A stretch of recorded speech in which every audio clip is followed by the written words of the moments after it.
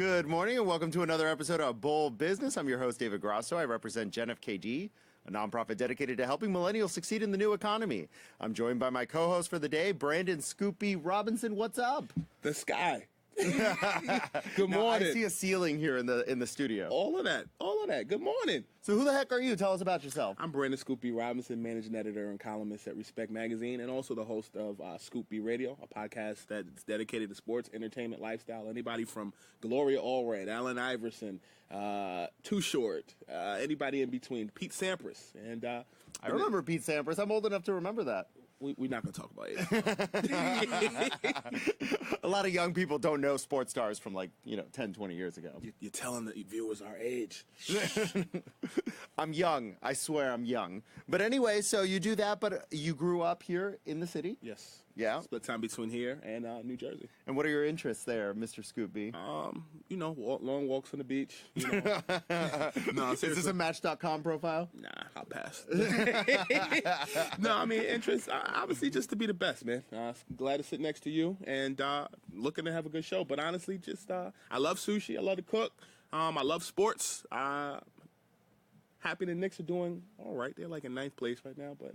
Yeah, I know nothing about sports. So we're going to move on to our first segment, which features business headlines that help us get this conversation started. So here we go. Our first headline is from CNBC.com and is about how one Harvard Business School professor believes half of U.S. colleges and universities will be bankrupt in the next 10 to 15 years. He says online education is disrupting higher education as a more cost-effective alternative. The fallout from future generations adapting to online education will be the closure of an estimated 4,000 colleges and universities. In order to survive this transition, many colleges will also merge with others, while some will declare bankruptcy and disappear altogether. Scoopy, do you agree with this professor? Not too controversial, right? No, it's pretty straight down the middle, man. I'm getting flashbacks to my freshman year of college. I'm telling my age. Kanye West, college dropout. There was a skit in the CD where they said broke. I mean, things are rough right now. I mean, man. even if your parents are relatively affluent, yes. And that's only the top 20-25% of the population, sure. It's still crazy expensive.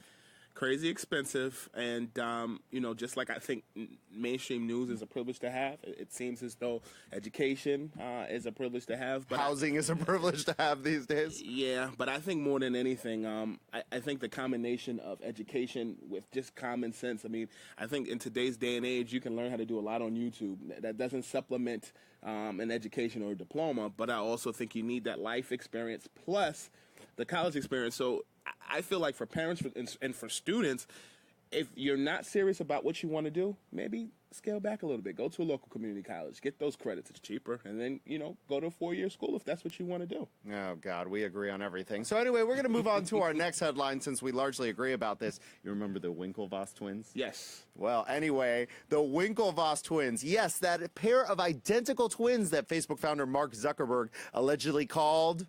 You remember that? Winklevoss? The Winklevi. I can't lie. Are back in the news.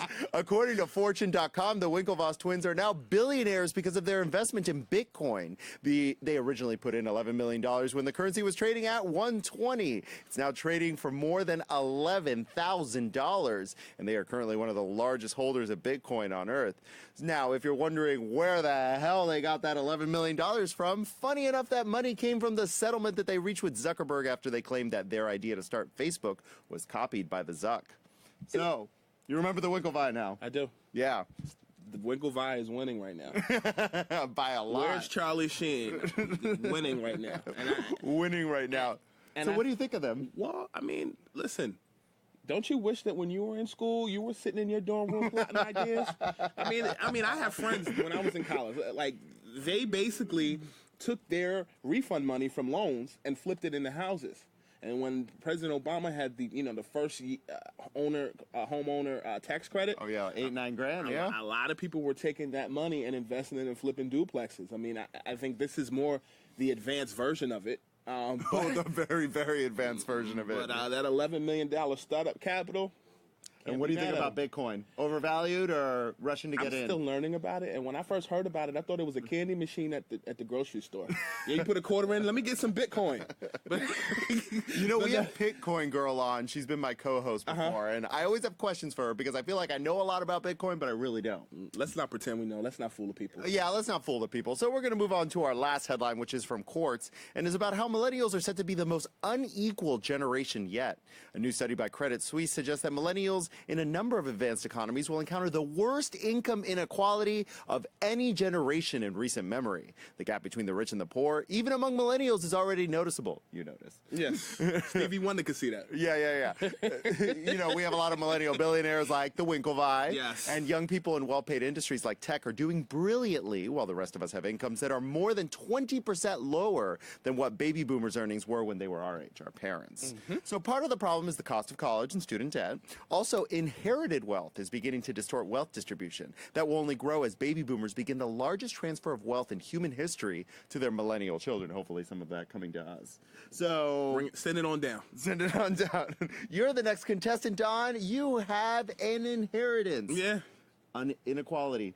Bad, good, like the cloud above our head, can't do anything about it. What do you think? Listen, I'm no hater.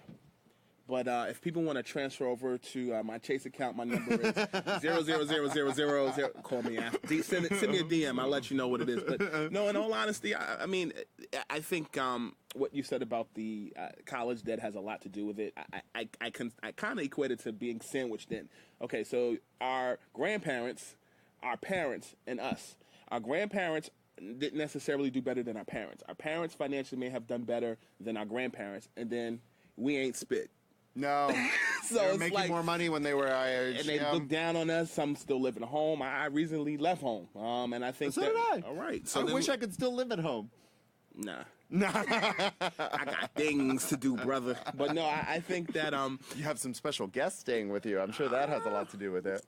Listen, what I do in my personal life is my business. No, I think honestly, I think the financial wealth. Like I wish I had somebody that was a billionaire that was my parents, but I'm thankful for the parents I do have, and I think that the thing that has always made America great is the fact that people have always worked hard and invested in something. And I think right now the biggest thing is we have to find a way to make this digital flip happen for us. I talked to Mark Cuban not too long ago, and he was talking about investments in various things. And I think that the biggest thing for us as millennials is to find that digital flip. We're still making that transition, and hopefully we find a way to do that. Hopefully there's a little bit of space in that digital flip for you and me, right? All right, I got you.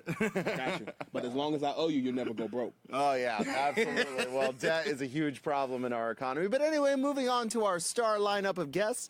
Our first guest was crowned Miss Universe in 2013. Gabriela Isler is a Venezuelan model and the chairwoman of Isler Initiative Foundation. She's involved in several philanthropic initiatives, including one to end teen pregnancy in her home country, Venezuela, and another to combat human trafficking around the world, and many more. Welcome to the show, Gabriela. How you doing? Thank you. Good morning. Thank you for having me. Thank you for gracing us with your presence. I'm a little disappointed. What are you disappointed about? I wish Steve Harvey could have introduced you. Was the Steve Harvey era your year, or was it the year after? No, the year after. The year after, that's what I thought, yeah. So you knew you were the winner when you won. There wasn't any confusion. Well, actually, yes. The sound went off in the entire theater, so I couldn't hear. That was my name. So it was like a couple seconds, and I saw the former Miss Universe coming to me with the crown. I was like, oh, it's me. But it was about the audio. It was not about the... Can you do me a favor? Yeah. Can you say it's me again? Just for me, one time. Can you say it's me? You're winning already. So you really didn't know. I'm sure there's a lot of chaos up there on stage when everything's going on anyway. Yeah, actually, you're totally blocked. I mean, you see totally people... what? Block. I mean... Black? Block. Oh, block. For those who don't know, I do speak Spanish. That's my first and native language. I learned English just when I came and I moved to New York in She's 2013. only spoken English for 4 years. She's fantastic. That's awesome. So, yeah, so the day that I won, I was totally, overwhelmed. I didn't hear my name, so you're shocked. So, for me, it was a big surprise. I needed it from my country. So, you took the crown. You settled here in New York City. Yeah. And you stayed longer. You were asked by our now president, yes, to stick around for another year, correct? Well, actually, I have the longest reign in the history. I won in November 2013, and I gave the crown on almost February 2015. So, I went for a couple Christmas with the organization. So You got 2 Christmases I as stay Miss there, Universe? Yes, correct. That's a heck of a gift. Yeah, I know. I'm with it. And what is it like to be Miss Universe? Well, actually, it's a big challenge. People believe that you just have a beauty title role, but it's more than that. You actually have the chance to empower young women and girls through the platform to be Miss Universe. Not just for your country, but for those girls around the world that actually follow the pageant. This is a competition that is not about beauty. It's about resistance. It's about your personality and what you can bring to the society and the community. So I'm super happy that the show actually changed the perspective, and they're looking for a more real woman, commit with the society, get this role of empowerment. So in my entire year, I commit myself to do humanitarian. I visit more than 19 countries, and every country they did charity. And after I create my own foundation in Venezuela, but for me, it's not about beauty. It's about be a powerful role model for women and girls. But she's also beautiful. Thanks. Is she passing the real test? Yeah. I look your face and you're like, I'm curious. You talk about your humanitarian work. Can you be more specific about it? Because I'm intrigued. Well, in my country, South America, Venezuela have the highest rate of teen pregnancy. So every 4 minutes, a teenager gets pregnant in my country. Wow. So the rates of maternal mortality because of the age and the difficulties that we're actually having right now as a country, the struggle, the lack of contraceptives, the lack of medicines, and the shortage of food. I mean, everything we can call it excuse or not, but it's a lot of going on in my country. And one of the things that is increasing like a lot is the teen pregnancy rates. Sure. So for me, being Miss Venezuela in my country, you have that kind of like royalty title. You have the voice and you have the power to use that in some way that you can do something positive for the community and the society. So You've been the face of that campaign, because I saw in Yes. your press kit, when guests come on, they give us a wealth of information, and Gabriela gave me her press kit, and I saw that you're the face against teen pregnancy in your own country. Yes, because Miss Venezuela is owned by a TV channel, the largest TV channel in Venezuela. So I say, okay, we have a year of contract. What are we going to do? We have a TV outlet. We have different sources of like spread the message, how we're going to do this. So we create a campaign called If You Rush, What You Win. So in Spanish, it's different. It's like a plate of words, but it's trying to say to the girls and the young adolescents, don't run, don't live your life according to your age. Don't rush that decisions. Go to school, go to college. It's time for everything, and we're trying to give sexual and reproductive health information plus valuable information about family values and decision makings. So I'm the face and the spokesperson of the campaign. And that, on the other side, I have my foundation that benefits more than 4,000 students with an education program based on family values and trying to make them aware that they can make decisions in the right time. How are the young ladies in your native country taking to this campaign? As you as the face. Yeah, they actually love it. They do a lot of like memes. I mean, that's good because everyone, the campaign is in the Memes are mind. culture. Yeah, the campaign is in the mind of a lot of Venezuelans right now. And it's actually working really good, not just for the adolescents, but for the parents. They're actually getting in the conscious mind that, okay, I need to talk with my kids. I need to talk with my son, with my daughter. So it's been very satisfactory. Guys, No, please. I passed the test. I'm curious. No. Well, I don't know. This is our judge here today. So, As the young kids say, you're lit, you're good. Okay. I know we're getting ready to go to the next segment, but before we do, I'm curious. If we got on a plane with you and went to Venezuela, would you be mobbed? Like, as far as, like... would you be mobbed? Like, are we safe? Are we no, meaning, like, if we got on a plane with you, the minute you get off, is it going to be like, oh, my God, it's so-and-so? Like, will we have to, like, have people getting people off of you? In my country, yes. Really? Yes. Since when I get to the airplane, I see people that recognize me, and it's very nice because they love me and they respect me, and it's something that you win. It's not something that they have to respect you, they have to love you, but I want that credibility step by step. I want that credibility and that love with all the efforts and using my title for something good. Since I became Miss Venezuela, committing myself to all these humanitarian causes. but you need to stay with me to be a little safe. So before I let you go, tell us about your other initiative to combat human trafficking. You met the Pope. I saw the pictures of that. Yeah. Actually, because the day that I won Miss Universe, a typhoon hit the Philippines, the Typhoon Haiyan. So I went to the Philippines. We created the Miss Universe Corridor Relief Fund to help the communities living there. They have nothing, no water, no food, nothing. And they were full of joy, and they were full of like hope. And I said, this is not going to, I can't believe it. They changed my life besides change their life. So I commit myself to this humanitarian. I get the blessing from Pope Francis. And being in the U.S., I work with a very close organization like this close to the Vatican called the Scalabrini International Migration Network, where I commit myself as a migrant to be a spokesperson for those migrants. That we have a crisis of migrants right now going on in Venezuela. More than 500,000 Venezuelans have left the country. Colombia, Chile, Argentina, Ecuador. So I'm part of that global ambassador of the Scalabrini Migration Network and work with them to fight against human trafficking, to create awareness about migration and be the best voice and the representation that I can be for a migrant, Hispanic, and Latino in the U.S. So, Gabriela, before I let you go, in 10 seconds, what's your advice for young people? My advice for young people would be believe in yourself. My life changed in the moment that I started to believe in myself and believe in my capabilities and believe in the power that I have. So in that moment, you do this click, and everything starts to change. And the right moment that you believe and trust in yourself. So, Gabriela, that's beautiful. In 10 seconds. Wow. Okay. That's like life. Man, you offer lessons on the here. side to be a spokesperson. You were fantastic. Thank you, Gabriela, Thank you for so having much. me. Thank you, ma'am. Thank you. That was a test.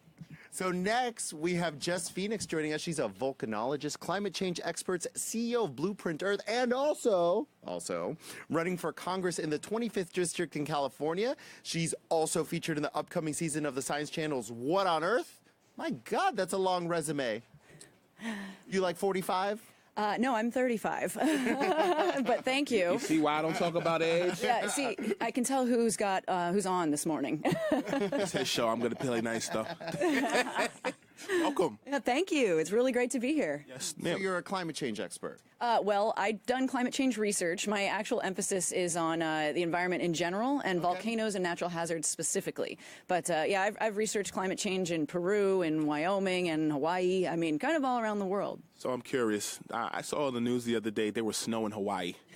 Yes, there is snow in Hawaii. You Up can on actually Haleakala, right? Haleakala can get snow, but it's more common to see it on Mauna Kea, which the name of Mauna Kea actually means in Hawaiian White Mountain because They it named it snows. properly. Yeah, they know what's up. Foreshadowing. So you have close to your the district where you're running for Congress. There's a fire raging right now. Yeah, there's actually a couple. There's one that's really I just heard about on the way over here, where it's near where the burn area was just a few months ago, and where a huge fire was last year, sand fire, which everybody heard about, and then the La Tuna fire, which was just a couple months ago, and now the one in Ventura is going. I think they said 20-something thousand people are under evacuation. La tuna means the cactus in Spanish. So naturally, Yes. that Not would the fish, not the fish. El atún. Yeah, see. So you speak Spanish as well. I understand your husband is from Latin America. Well, he's actually from Panorama City, California, but he's half Colombian, half Mexican. Oh, His really? parents were both immigrants. It's a mix. So, yeah. So what? So a lot of you're right there. You're a millennial, zennial, whatever you want to call yourself. You're right on the line. What's the calling for public service? Where did that come from? Well, I'm a scientist, and so I deal in the world of facts and truth and evidence, and You're still interested in politics. right, exactly. That's because we actually really need facts and truth in government and in our policymaking. And I saw that there is just this all-out assault on facts and the truth going on. And with Trump and with my representative in our district, Steve Knight, he's a rubber stamp for Trump. And we all know that Trump does not live in fact-based world. So basically, I'm running because I want to defend facts and champion evidence-based policymaking. You see the shark there on her neck? Little hammerhead. Yep. Yeah, you came in strong early this morning. Well, I like sharks and volcanoes. I mean, these things are clearly soft and cuddly, right? Yeah. It's my understanding that a lot of people who go into politics, many people, whatever party line you're on, a lot of times people are within the community, they're community organizers, they work their way up, aldermen, congressmen or women, et cetera, et cetera. I guess you're a woman amongst the people because you're in environment and things of that sort. Do you kind of feel that you're breaking the mold because you're doing something, you're going about it in a less traditional way? Yeah, I think so. And I think it's actually what we really need. The people's house is what the House of Representatives was supposed to be. And right now, the average age of a member of Congress is 58. 57.8 if you want to get technical. Sure. And then, real detail-oriented here. Scientists. But, and then the average net worth of a member of Congress is over $1 million. So, Ooh, I wish. Yeah, it's not representing the people, right? And you see that 80% of them are lawyers or business people. And I'm like, that's got to change. I mean, our generation is not being represented in D.C., and there's no reason that we can't have that. Well, gentlemen first. But I feel like that's a problem in both parties. Look at the Democratic leadership. Did you see that SNL skit about the Democrats? Yes. It was very funny. You have new faces like Nancy Pelosi and young thing Elizabeth Warren. I mean, all these people are my grandmother's age. Yeah, and it's a bipartisan problem. Yeah, but I commend what you're doing because I think a lot of times millennials, you hear the baby boomers always talk down to the millennials, and my counter argument is, but you're going to need us to pour you a glass of water one day. Right. So for me, how hard is it for you to be taken seriously as a millennial running for public office? It hasn't been too hard, but I think that's because, I work in a field where I have to lead expeditions. I founded a nonprofit called Blueprint Earth, and we're basically bringing science to college and university students. And, when people see... Science. Yeah, science. We need science. and we're working on, solving huge environmental problems. So I think, it doesn't matter your age. It matters if you're willing to get in there and roll up your sleeves and do the hard work. And when people see that, they appreciate you. Doesn't matter what you look like or where you come from. If you're willing to work your, can I say ass off, then people respect it. Oh, you can say whatever you want. Okay, awesome. It kind of goes back to the edict, hard work beats talent when talent doesn't work hard. That's it. So I can't let you off the hook easily. One of the biggest issues we have as millennials is housing. And perhaps housing is one of the worst problems, most acute problems we see in California. Yes. Exactly what you represent. Are you in favor of building more housing? How will you create more housing opportunities for millennials? Well, the unfortunate thing is that housing isn't a simple, it's something you can solve simply. It's something that requires a combination of factors going into play. And so we do need to incentivize developers to build more affordable housing. Yay! I never hear that with old people. They're like, don't build in my neighborhood, not in my backyard. We need yes in my backyard. That's what we need, not in my backyard. Yeah, you need a YIMBY thing, not a NIMBY thing. And in addition, we also need, because a lot of it is, there's a burden placed on people to get into big cities, right? Because they live in the suburbs and they have to commute, or they're trying to live in these big cities. Well, we need more companies to incentivize teleworking and telecommuting for their employees, because then you can work from home. And obviously you can't do that in every profession, but I think it's going to take a combination approach of more affordable housing, more programs that help people get into affordable housing, and then also the way that we need to bring people out of the population centers so we don't have that pain point quite as acutely. So it's going to be a huge effort, and we need to work with the organizations who are in the private sector, who are nonprofits, who are trying to solve this as well. The government has to work hand in hand with them. It's going to be a team effort. Go, Jess, go. I agree. That's a very good answer. We have a rising star here. I think so, too. When I first heard her profile, you said, what is it, a volcanologist? Yeah. Volcanologist. I thought we were live long and prosperous. No, it is. You got to do that, too. Yep. High five that way. Yeah. All right. So, Jess, unfortunately, we're out of time, but what advice do you have for young people who want to get involved in the political process?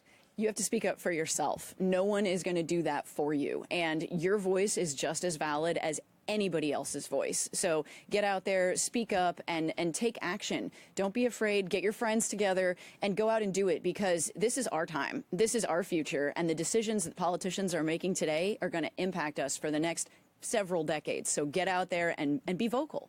That was very good. Daddy and Notorious B.I.G. said it best. Tell your friends to tell their friends. Yeah. Be friends. Mm-hmm. I like it. The man himself. Thank you so much for coming on Bold Business. Thank you, guys. Thank you, man. Absolutely. So next we have our weekly Bookstore segment. Bookstore is a website for book lovers and much more. This week's author is John Levy, who wrote the 2 a.m. Principle.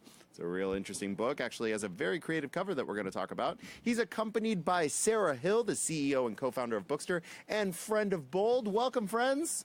It's great to be here. Hello, friends. Hello. Hello. We have a beautiful book. to discuss today. Well, tell us. Amazing author. Oh, yeah, no, John's great. Yeah. This is very difficult for me because I go to sleep at like 11. So you're not following the 2 a.m. principle, I'm not following the 2 a.m. rule. I used to. I was wild once, or more adventurous. But I want to hear how, is this like a concept that you started living your life by and now this is a story telling it? Or is this why you should stay up later? Oh, it's so first of all, the 2 a.m. principle is that nothing good happens after 2 a.m. except the most epic experiences of your life. So either you should have just gone to bed, or it's one of those nights where you end up having the most incredible experience of your life, hopping on somebody's plane, or ending up in a dance-off with Usher, which happened to me at one point. Which you lost, clearly. Oh, clearly. I'm like, versus one of the greatest contemporary dancers, I don't have a chance, clearly. But the principle is really simple, which is that we don't remember the length of pleasure or pain in general. We remember the peaks of experiences and how they end. And because of that, the key is to just make sure that the experiences that you have are extraordinary. But nobody really dedicated themselves to understanding how to make that happen. And so I spent years traveling all over the place and taking scientific research as a behavioral scientist and applying it and seeing what happens. So to test constraints, I dropped myself off in the city of Nice, where I don't speak the language, don't know anybody. I have no place to stay. And either I would convince a stranger to put me up for the night, or I would sleep on the street. Oh my gosh. And it was, terrifying and exciting. And but the way I designed the experiments were that in worst case scenario, like maybe I'll be sleepless and hungry or something. But except for there was one time I almost literally died. I was crushed by a bull in Pamplona, and I thought I was paralyzed. I was in the stadium. The bull missed its jump to enter the stadium, landed on my back, and I lost all feeling. And literally the screams of all the spectators disappeared, and I thought I was just done for. And What do you think about that, Scoopy? He got gored by a bull in Spain. The only bull that I would want to get ran by, I'm a sports guy, is Michael Jordan. More power to you, my brother. I know that over Thanksgiving break, I was watching, or Thanksgiving, the day of Thanksgiving, we were flipping between a football game, and one of my cousins was watching bullfighting. I'm like, this is kind of cool. Like, the last time I watched bullfighting was like on Bugs Bunny. Like, I want to know more about that. Like, what convinced you to do that? Did you have a helmet on, first of all? Absolutely not. So your mom's gonna kick your butt, brother. You have no idea. I was getting screamed at by my mom. She was in a foreign country. I was in Spain. As with most things in life, it starts with a girl. Right, so I had this terrible breakup, and Can I stop you for a second? You talked about Usher, right?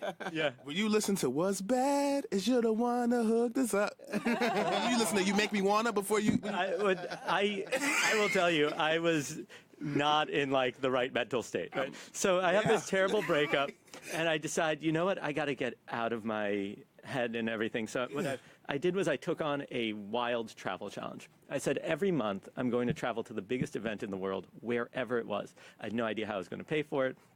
I just needed some audacious goal to get me out there and to make sure I was growing and connecting with people and redefining who I was. Right. And in July, it's Pamplona, but I also went to Burning Man, Art Basel. Art Basel. Yes, Miami. which is happening right now, Yes, or sir. it's about to start today. So, and in each of these places, I put out kind of wild experiments to see what would happen. Some of them led to me skinny dipping in Miami, Art Basel's at the beach there, getting burgled and ending up with all my electronics stolen, all my money. Clothes were missing from the entire group, and we run to the boardwalk to get help, and Russell Simmons is there. And so that's like one. Wait, you were naked in Art Basel by Russell Simmons? I wasn't naked. I was barely dressed. But We're gonna leave that alone. Too soon. Moving right along. One thing I noticed as you were talking, I'm looking at your arm. Yes. You have no, I'm looking at the other one. Yes. You got a clock. Yes. I'm guessing time is now. My time. Well, it's actually set to 2 a.m. Okay. because I got it in honor of the book. And it's to remind me that either I got to cut it off or I got to make it incredible. And if I'm going to make it incredible, there are certain things I've got to look for. So the most important thing, by far, is that you surround yourself with the right people. This is like the pursuit of happiness on steroids. I've been around Sarah at 2 a.m. We're 2 a.m. buddies. I might have to join one day. What do you think about the science of adventure, Sarah? The science of adventure. I mean, I think you got to be open to it, right? Like if you, like you're saying, if you know, it's really easy to get into a habit or a pattern. And what makes me kind of a good CEO is that I do get into a habit and a pattern, and I'm really efficient and ... And if anything gets out of line, I notice it and I fix it. But that's when you miss out on the adventure, right? And what I'm constantly learning is how to adapt to that. They say like genius is how well you deal with change, right? And like that's part of this is, you know, being open to adventure and spontaneity. That's, I think you bring up an excellent point, which is that routines are incredible if you want to be at peak effectiveness, right? So if you want to be a top athlete, a CEO, you want to have teams that are well-oiled machines. But if you want to talk about growth, growth happens when you're uncomfortable. It's when you're outside of your comfort zone.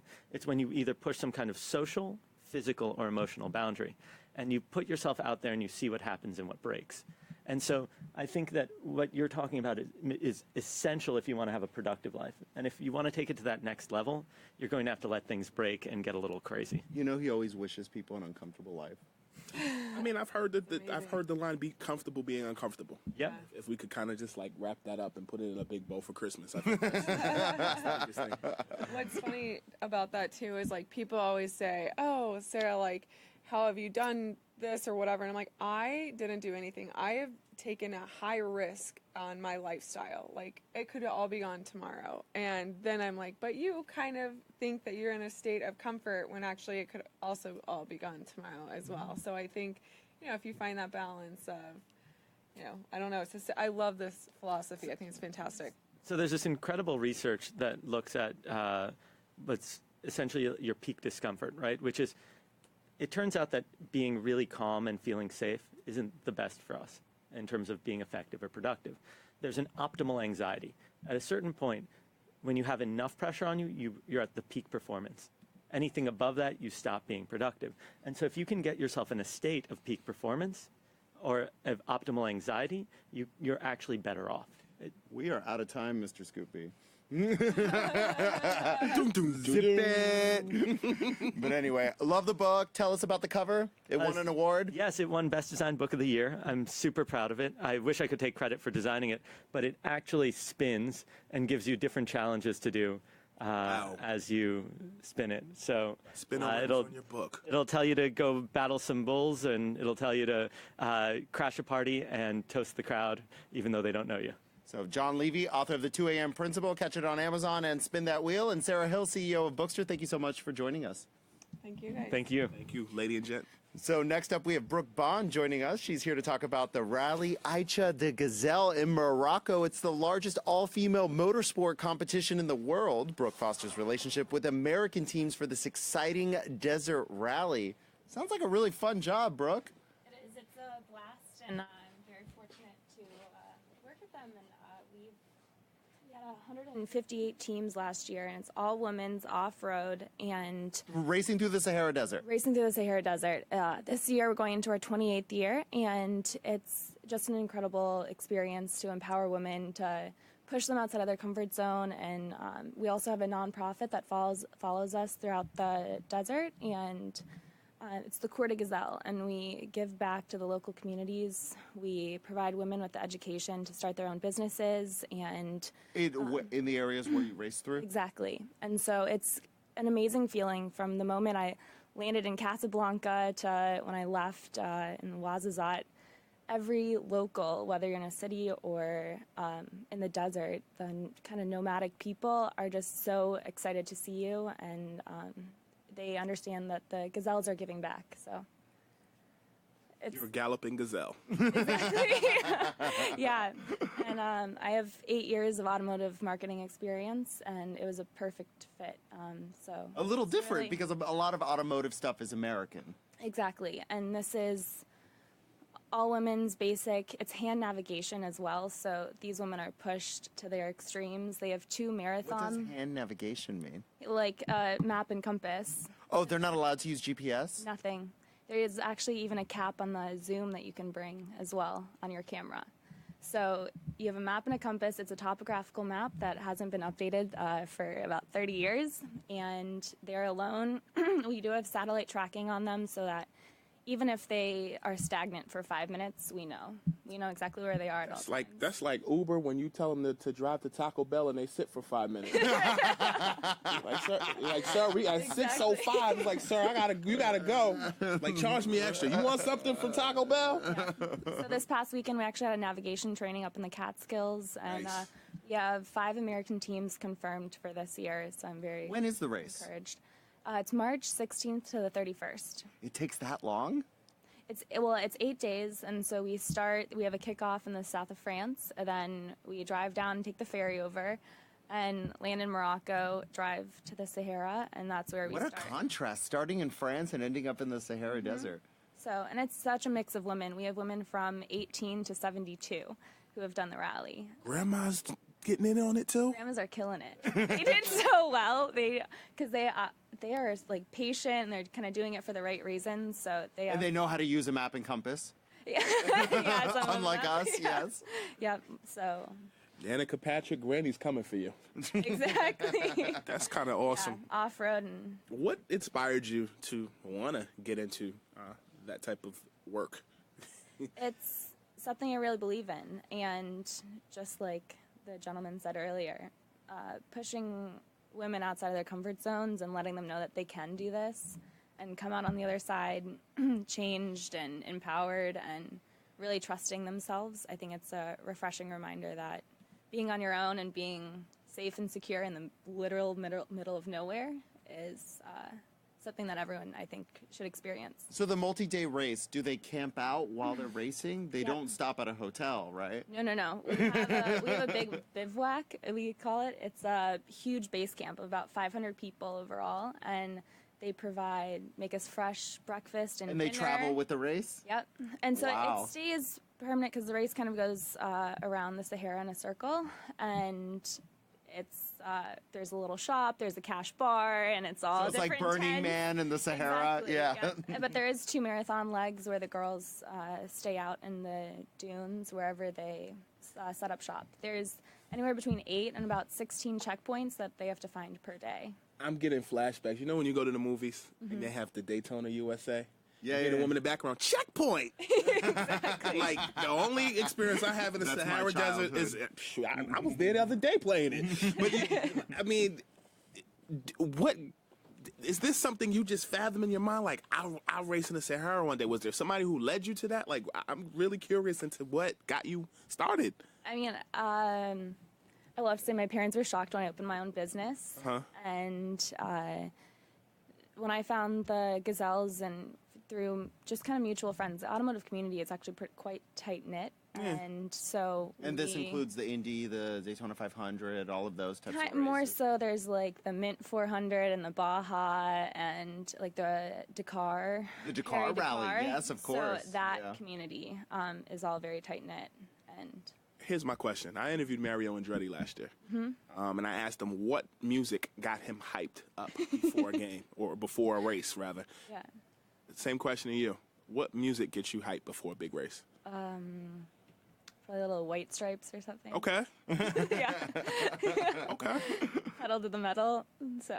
So, you know, I feel like a lot of people, when they're choosing a career, always feel like they're very confined. Like they can only be a doctor, a lawyer, an accountant, etc. How in the world did you stumble upon the automotive community and then end up representing, you know, Americans in a foreign rally that races through the Sahara Desert? Sounds very exciting, but sounds like something that a lot of people wouldn't know about.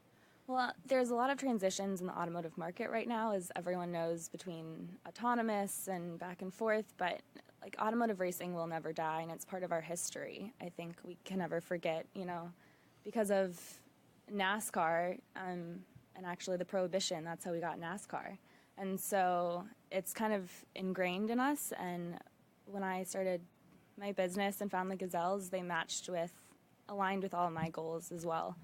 And like I said, to Well, what did have you a study? career. What did you? I studied Basket weaving 101. merchandising and business. So, Merchandising. yeah, and I'm originally from Detroit, and my family is in Automotive, yeah, of production a course. little Yeah, bit. yeah, yeah. And so All coming out now. exactly, but New York, is a basis for the drive for a lot of automotive communities. The Manhattan Classic Car Club is a very good friend of mine, and they support the rally as well. We really just love everything that they do, and to be around for 28 years and to be the first women's only off-road rally started by a group of French women who wanted to shake their friends up and let them know that they can do anything they want. Oui, parlez-vous français? Well, there's this best attempt at French, Brooke. Thank you so much for joining us. You're so welcome. Thank you. Absolutely. So switching gears a little bit, our next guest created a continuing education packet aimed at young scholars in the Caribbean. The Can't Stop, Won't Stop Learning packet is being shared by Miss Jerry Worldwide. She's here to talk about her efforts to equip young scholars to make a difference in their communities and beyond. Welcome. Thank you. Thank you for having me. Good morning. So the Caribbean, you're from there, I guess? No, I'm actually from North Carolina. So why part? the Caribbean? Raleigh, 919. 919. Yes, I like that. He knows. So the Caribbean, because I saw a need. I'm always looking for ways that I can use my natural talents, writing, things of this nature to help and uplift my community. And I consider our U.S. Virgin Islanders, our Puerto Ricans, a part of my community. So I've always known as an educator that education makes a difference. When people are in the know, they're able to make better decisions. They're able to persevere.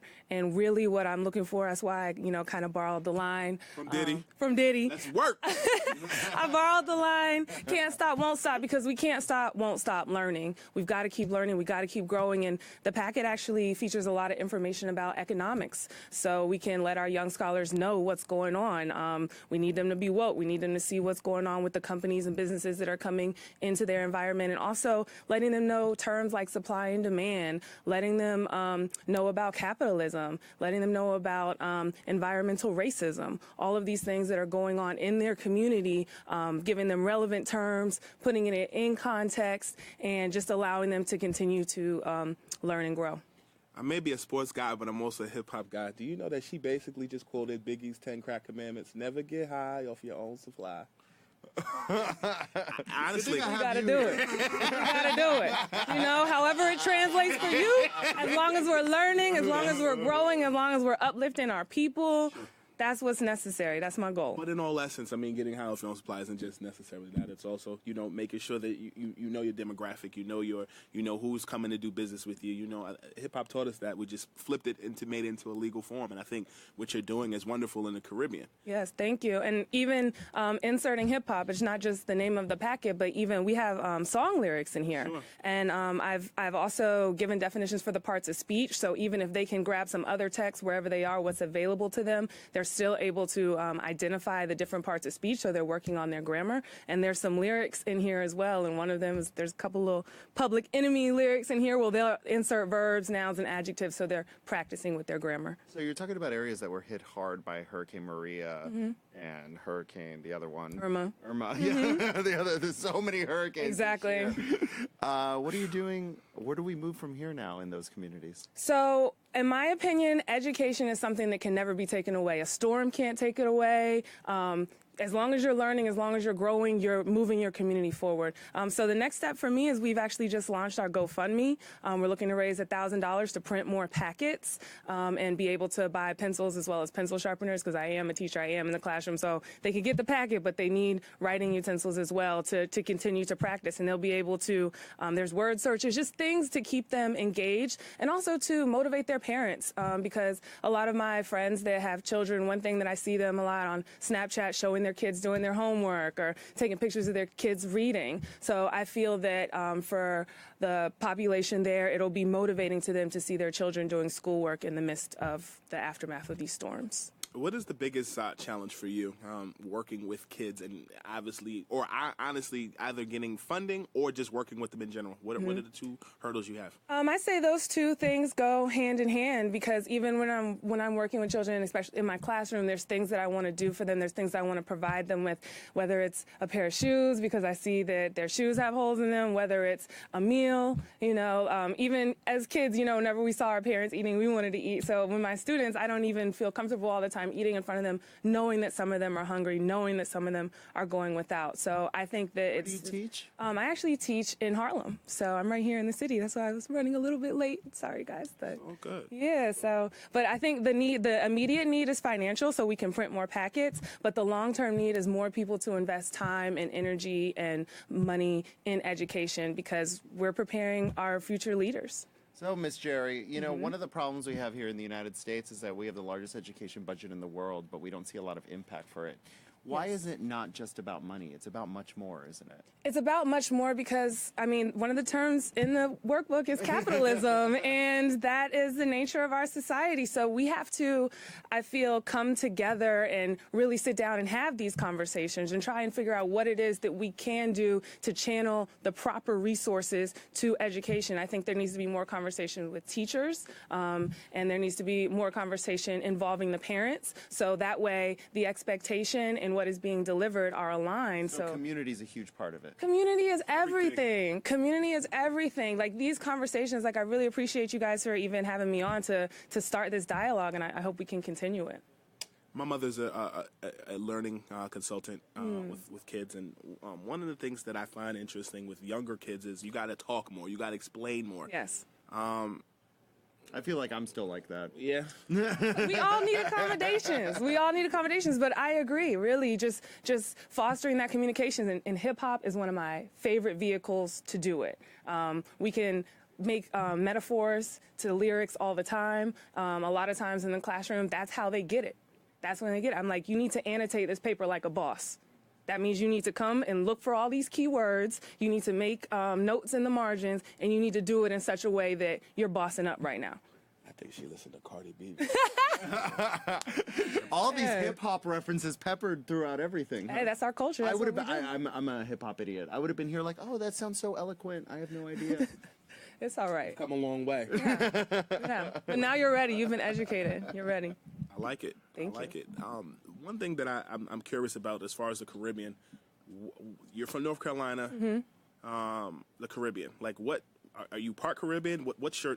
I asked that question. She said no. She's just interested. I'm just looking for. Here. There is a huge community here, and I'm working to serve that community. One in my classroom. That's where I'm starting. But I saw a need, and this is a skill set that I have: developing lessons, developing fun ways for young people to learn. And at the end of the day, I watch Bold. I watch a lot of news, and as I'm consuming this media, I'm seeing that there needs to be some type of continuing education, some type of motivation for the people in the Caribbean, and that's where I'm starting. I hope we can go worldwide, Miss Jerry worldwide. That's my goal. My goal is to help educate and uplift on a global scale. Started from the bottom. Now we're here. Ms. Jerry, excellent guest. Thank you so much for coming on. Thank you. I appreciate your time. Absolutely. Next, we have Julian Mitchell coming on Bold Business. He's here to cover how you can get paid to be yourself. Oh, boy. That's actually a live webinar that walks you through the mechanics of creating the career you want and monetizing your value. Julian is joined by Melvin Taylor of Bold TV. Welcome to you both. What's going on? How are you? I like the ohm. See? There we go. Brother. I appreciate it. I appreciate that. He's talking about his neck. Gotta recognize, the So, get paid to be yourself? That sounds fantastic.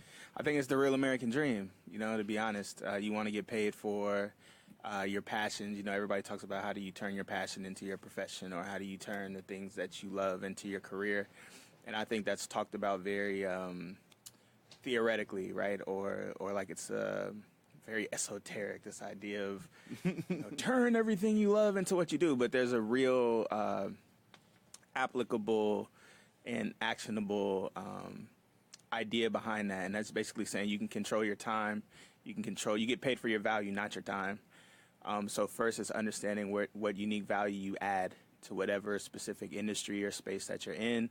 What is your personal mission? You know, like what is your why? What is the movement that you represent?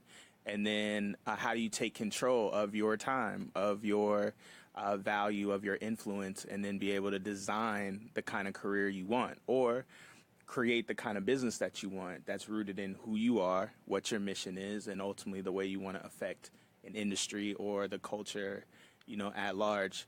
So it's get paid to be yourself is first, the thinking. It's kind of three-tiered, like getting people to understand the perspective and the way of thinking behind that. And then two, it's seeing it through the stories of people who've done it and people who continue to do it. And then the third part is giving people the tools and the tips and the insight to actually be able to do it themselves. So that's, you know, what it's about. We have a modern day DJ Khaled in here. Major keys. Shout out to Khaled. And you're reclaiming your time. Absolutely. You have to reclaim your time, man. Like, you want to be able to control your time, control the people you do business with, control how much money you can make, control the way that you spend your day every day. What was the catalyst for you? I know for me, I realized that I was unique, that I could use. Yeah, you are. I honestly think when you snowflake. Many people don't know that they're unique, or they're made fun of because they're unique. Right. What was it for you that you decided to kind of preach that message? Man, I think it was two things, to be quick. The first thing was I realized early on that I had a gift because I was interested in so many different things that it brought so many different communities of people together, right? Sure. And it showed me very early on that being myself naturally engaged and brought together all these different types of people. So then I saw that there was a culture of me early on, like the things that I like, look, language, lifestyle, interests. And then from there, I was able to take that as a blueprint to create the type of experiences and culture that I wanted in the spaces that I was in. Then as I got into the business, I realized that I had this unique value and perspective and these talents across the board.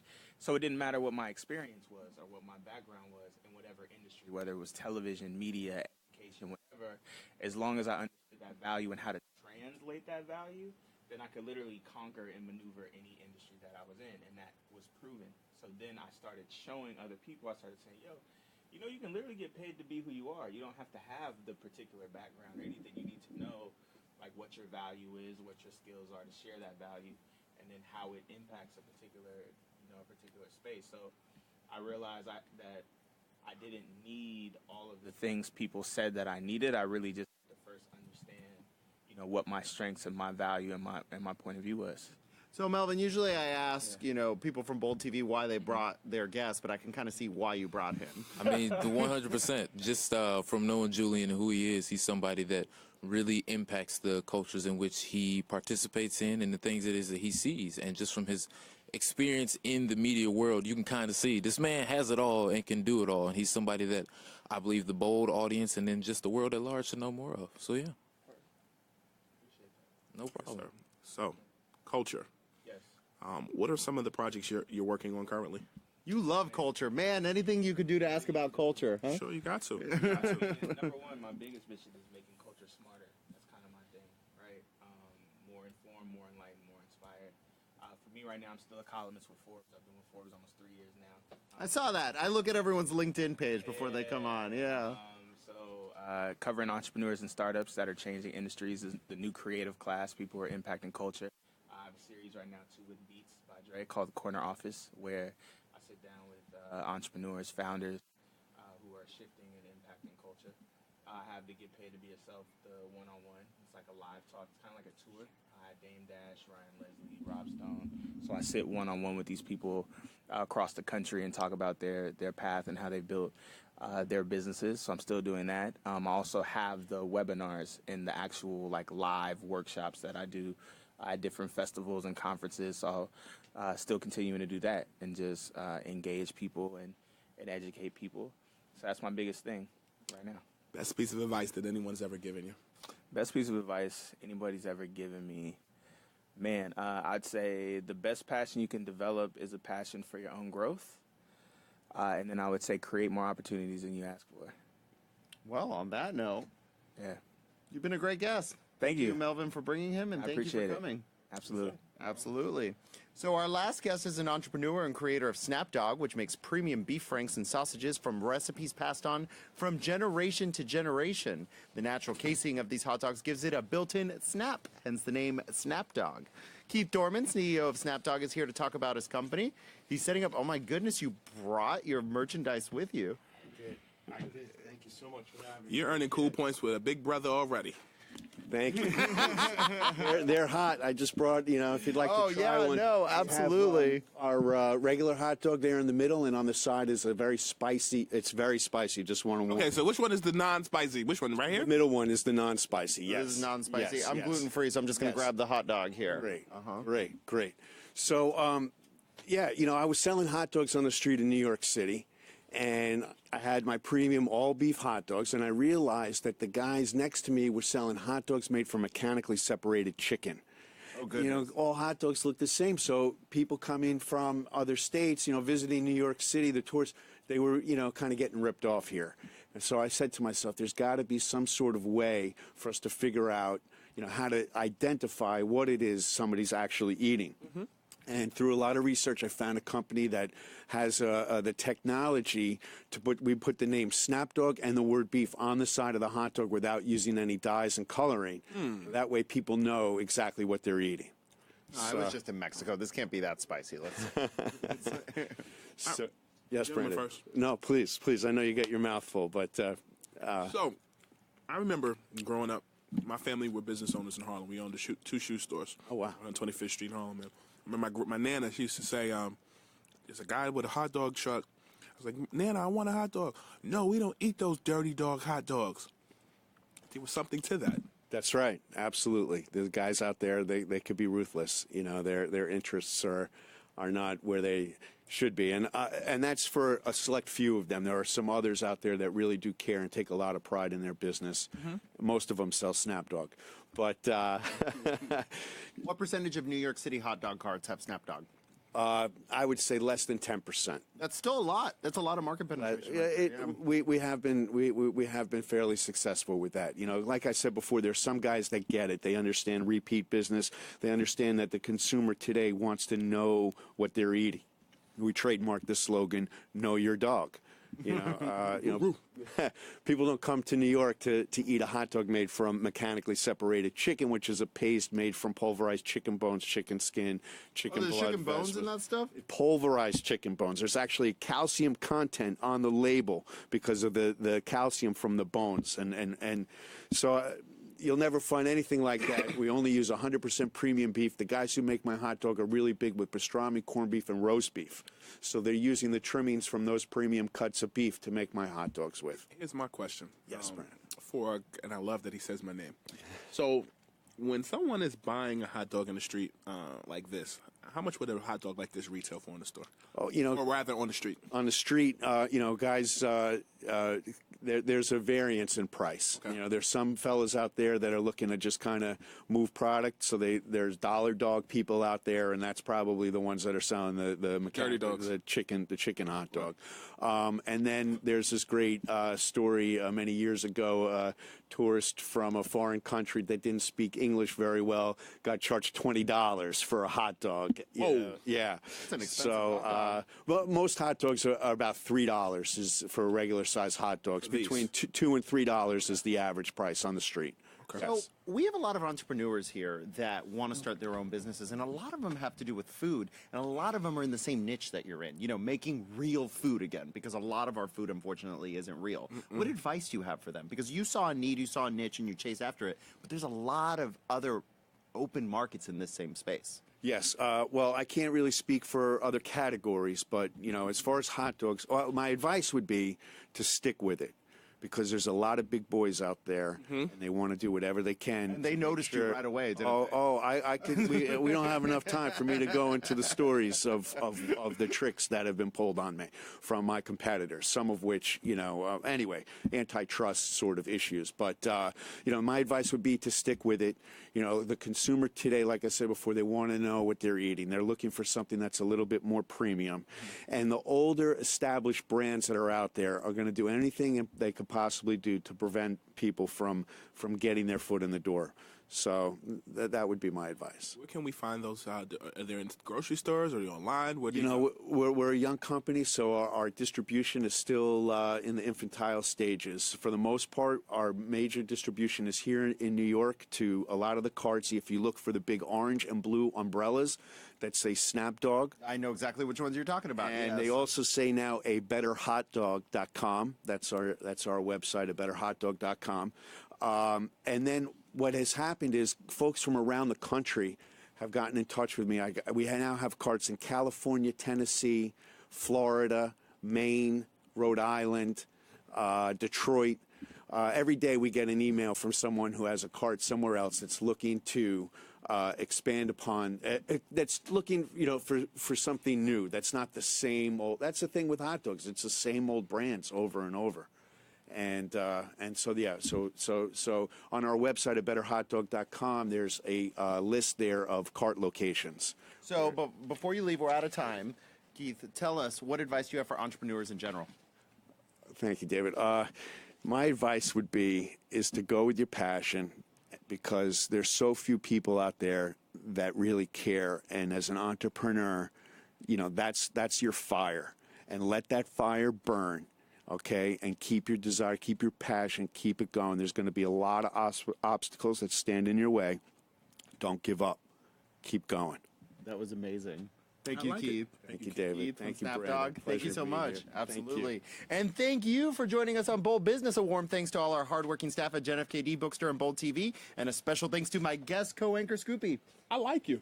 I like you too. I think I'll keep them. Thank you for all the hip-hop cliff notes. Very helpful. We'll be back next Tuesday at 9 a.m. In the meantime, you can catch our politically focused show with Carrie Sheffield and Clay Aiken on Friday at 10 a.m. Have a great week.